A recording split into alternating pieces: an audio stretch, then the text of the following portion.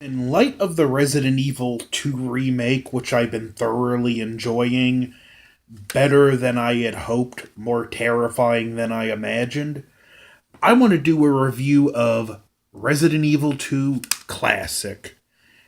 5 stars, the PlayStation Classic, PSM, PlayStation Magazine. This game was awesome. It was my first survival horror game. Back then, despite having history with Final Fantasy and whatnot, I wasn't accustomed to this extreme amount of item management where halfway through I had to delete the file and start over because I totally mismanaged my items.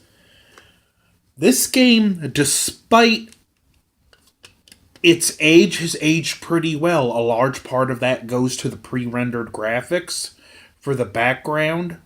That being said, the voice acting hasn't. And it was on 2 discs. One interesting thing, if you've never seen an old disc before, PlayStation 1 games were on these black CDs.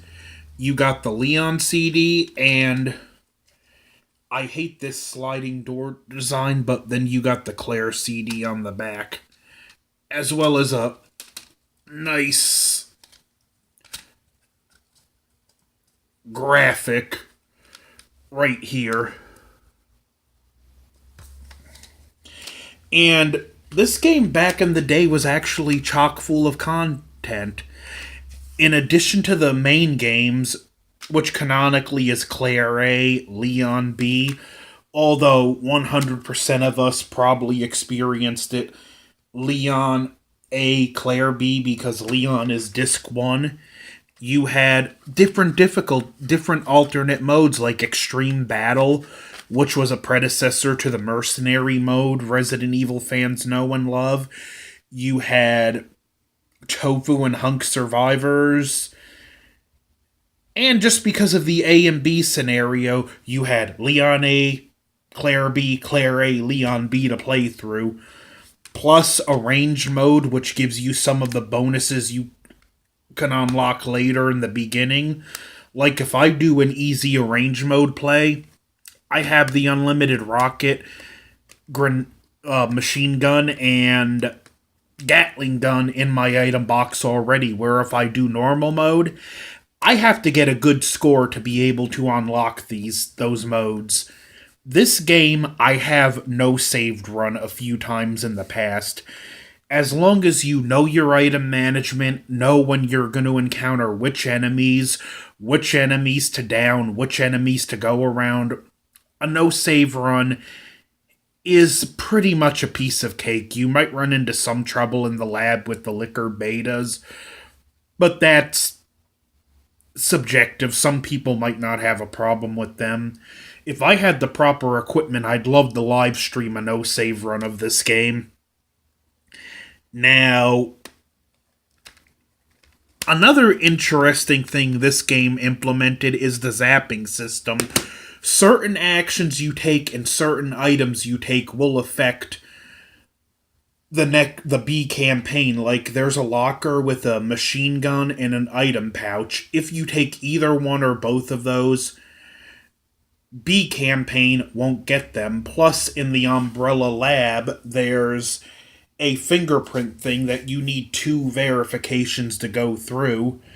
Same thing. If you set that up in the A campaign and the B campaign character can get through there, there's even a boss fight that does or doesn't happen depending on how you play in the A campaign. The alligator, he's either the easiest or one of the hardest bosses in the game. You can keep pumping ammo in him until he retreats, and if you do that, you have to face him again in the B campaign, but he's much harder. Or you can drop this gas canister, wait for him to bite on it, and shoot it Roy Scheider style. Which is pretty cool to see that they implemented stuff like that. You didn't see features like that too much in games back then. Like I said, it looks pretty good. The soundtrack is awesome. The main reason I pre-ordered the Resident Evil 2 remake is because I wanted the pre-order bonus that allows me to swap soundtracks. Which, again, it's a good game. I've been having fun playing it, been having a lot of fun on Lethal One streams watching him play it. In fact, I'll link the latest video in the description. I mean, not that he's. Never mind. He's also doing a Resident Evil lore series, and he just did one on Sherry Birkin. I'll link that in the description. But back to this game. Also did a great job building atmosphere. There are parts in this, despite its age, that are still very atmospheric. My favorite section in the game is when you leave the sewers and there's this tram section in between the sewers and the Umbrella Lab. There's like four main locations in the game: the police station, the sewers, the small tram section, and the lab. And there's the tram section is probably the most atmospheric, with great scenes where you can see the night sky, eerie music at one point. It's just so well done. And again, this game does a great job building atmosphere. And this game instantly also, no disrespect to the original RE1, but if you look at Resident Evil 1 Classic and Resident Evil 2 Classic, this game made the original look archaic instantly. It introduced other great characters, like Ada Wong, which I'm not gonna talk about. There's a lot with her, and it should be her own video. Sherry Birkin, daughter of evil umbrella scientist William Birkin, one of the most evil characters in Resident Evil history. And, of course, Claire Redfield, sister of Chris. Leon Kennedy, who would go on to become Legend. As well as one of the most vile characters in all of Resident Evil. He didn't make it out alive, but Chief Irons, look up the lore on him. This man was just a vile piece of filth. The gameplay is tank controls. If you're used to modern gaming, tank controls may feel clunky and unwieldy, but that's just par for the course, and believe me, anyone who's played this game for the first time back in the day, or the original, and that's when we were introduced to tank controls, it felt the same way. That being said, it's something that's like riding a bike. It takes some effort, but when you get used to it, it's like riding a bike. You don't forget. And I can pick up this game and play it with relative ease to this day. Wish my TV had audio-video hookup so I can plug my PlayStation 1 in and still play it. This is still my favorite Resident Evil game, even with the remake being taken into account. But I'm gonna work on getting that PlayStation upgraded with an audio-video. I mean, a buddy of mine, he's gonna take out the audio-video port and we're gonna hook up an HDMI. He's a tech mastermind. He can start his dishwasher via text message. So, it's doable, we just need the parts.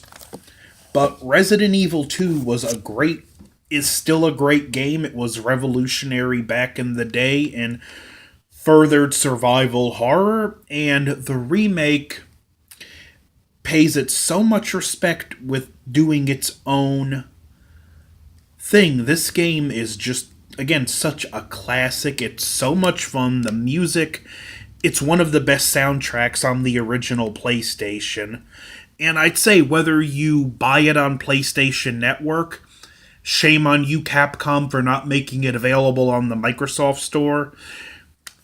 do like me, get a old PlayStation and a physical copy or emulate it. Check it out. Only get the DualShock version because it allows you to use the analog sticks and it's just a more responsive version. Plus, if you want the low stress playthrough, the DualShock version arrange mode gives you the bonus weapons in the beginning. Not that I play it that way anymore. If I can you can no save run the game, you don't need arrange mode. But Resident Evil 2 is a plus classic game of its time. Have you played the game? What are your thoughts? Don't for thoughts tell me below, and are you playing the remake and liking it? Don't forget to like, share, comment and subscribe. Over and out.